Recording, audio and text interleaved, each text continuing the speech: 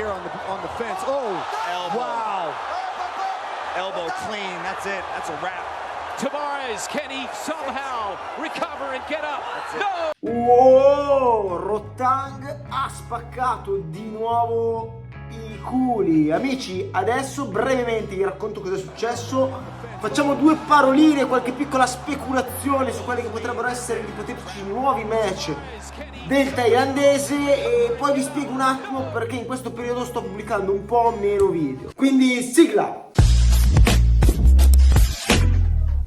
Allora amici, cosa è successo? Stanotte Rotang è andato in America, One ha fatto il primo evento americano. Raga, una grande conquista per One Championship perché entra a pie pari, a cazzo duro nel mercato americano e spacca i culi, fa un super evento. Rotang affronta un messicano, Tavares mi sembra che si chiami, è la versione fighter di Sancho Panza con i capelli lunghi, vabbè non è Super Leg, non è stato secondo me un grandissimo avversario e Rotang come prevedibile lo mette KO in breve tempo. Succede che Tavares gli porta una gomitata girata, non la carica perché se l'avesse caricata secondo me Rotang l'avrebbe incassata come si deve, invece non la carica. Rotang rimane lì come un vero carro armato, che è il suo soprannome, e gli mette una gomitata e lo mette KO fondamentalmente e vince. You go to the well too many times and the well is dry, come with the spin elbow. Rotang blocked it immediately, come back with an elbow counter of his own. E qui si aprono diverse prospettive per degli ipotetici match che ci saranno da qua a breve. Alla fine del match Rotang chiama l'azione Haggerty. Haggerty adesso lo sappiamo è appena diventato campione della categoria superiore, quindi della categoria di non go, e Rotang lo chiama per affrontarlo per il titolo. Non so se lo chiama per andare lui nella categoria superiore a affrontarlo o se vuole che Haggerty vada nella categoria di Rotang per affrontarlo. Ciò che è certo è che Rotang adesso è in una situazione interessante. Perché? Allora, se salisse di categoria e andasse a affrontare Haggerty e mettete che lo battesse. Adesso Haggerty non è facile da battere, ma Rotang l'ha già battuto e ha delle buone possibilità per batterlo. Quindi si porterebbe a casa la cintura dei pesi superiori ai suoi. Mettiamo poi che gli girassero le balle di andare nella categoria dei pesi inferiori, affrontasse il nostro Joseph Lasiri e battesse anche lui, si porterebbe a casa anche la cintura dei pesi inferiori rispetto alla sua e avrebbe già 3 cinture nella Muay Thai in 3 categorie differenti di peso. Wow, sarebbe veramente una cosa super figa. Ma mettiamo che non volesse accontentarsi di queste cose e quindi gli metterebbero davanti altri match ipotetici che One ha già previsto per lui e ha chiesto proprio stanotte al pubblico quali noi pubblico vorremmo vedere di avversari contro di lui. E potrebbero essere ad esempio Super Leg. Ragazzi, Super Leg sarebbe un super avversario per Rotang, secondo me e secondo tutti. Infatti il mese scorso si sarebbero dovuti affrontare, poi Rotang si è fatto male e la cosa non c'è più stata. Se la cosa dovesse avvenire, Rotang affronterebbe Super Leg nella K1 e se vincesse si porterebbe a casa anche la cintura della K1. Non credo che sia così facile, così scontato un match contro Super Leg, perché Super Leg, raga, è tosto e vediamo. Secondo me quale sarà l'avversario, il nuovo avversario, il prossimo avversario per Rotang? Io non lo so, una cosa è certa, da qua a qualche mese ci saranno dei combattimenti interessanti che riguarderanno il thailandese e One Championship è da seguire. One Championship è da seguire anche perché stanno facendo dei match interessanti. In questo evento americano, oltre a combattere Rotang, ad esempio ha combattuto la Jackie Buntan, che ha battuto l'avversaria in un solo round, l'ha messa KO.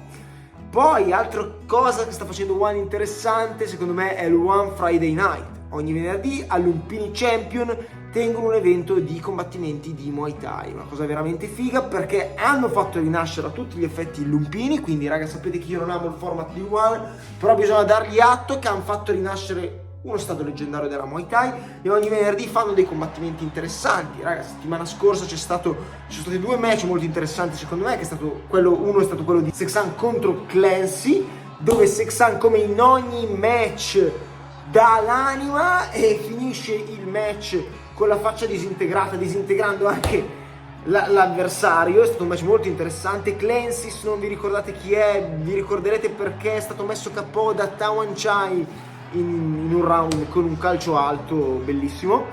E basta.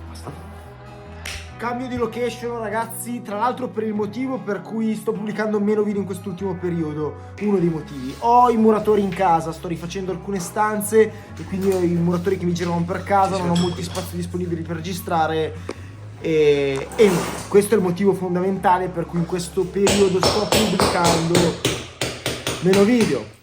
Oltre al fatto che non ho tanta voglia in sto periodaccio, mi sto anche preparando per qualche gara, perché se tutto va bene a fine mese magari combatto. Che altre cose c'ho da dire? Ragazzi, se vi piacciono i miei video, vi piace essere aggiornati sul mondo della Muay Thai, iscrivetevi al canale e attivate la campanella, perché qui pubblichiamo regolarmente contenuti sulla Muay Thai, nella scheda community, negli shorts, nei video lunghi, eccetera eccetera. Se andate nella descrizione metto pure il link al mio canale Telegram per rimanere ancora più aggiornati.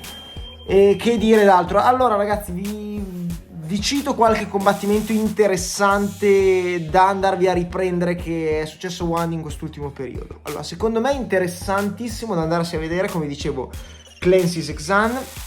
Ieri bello da vedere Sangame, che si è preso un KO mostruoso da un portoghese, adesso non mi ricordo chi. Ovviamente il portoghese era sfavorito. Sangame come al solito si allena come mia nonna nella tomba, quindi non si allena un cazzo. Ha preso un pugno sulla mascella che l'ha messo proprio a nanna, ragazzi.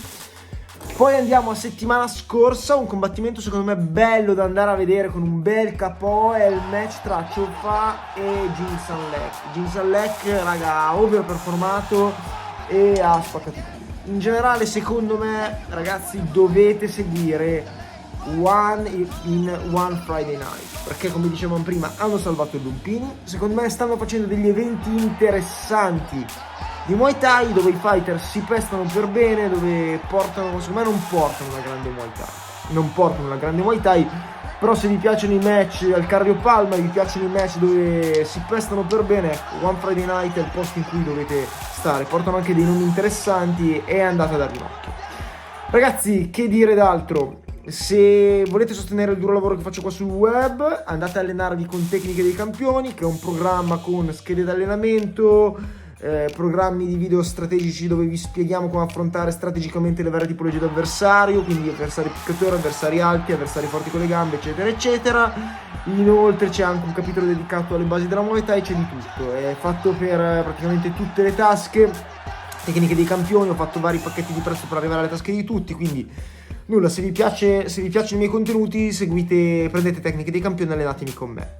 Da qua a breve, dato che mi chiedete spesso consigli sull'attrezzatura, su guantoni, paratibie, adesso ancora non l'ho fatto, devo avere tempo queste settimane, raga, non ho veramente tempo, è un periodo del cazzo per me. Farò magari una lista, un mio carrello con tutte le attrezzature che vi consiglio di prendere per quanto riguarda la Muay Thai. Farò un mio carrellino su Amazon con un link in affiliazione, così quindi voi acquistate e magari mi date anche lì una mano a sostenere il canale, ecco.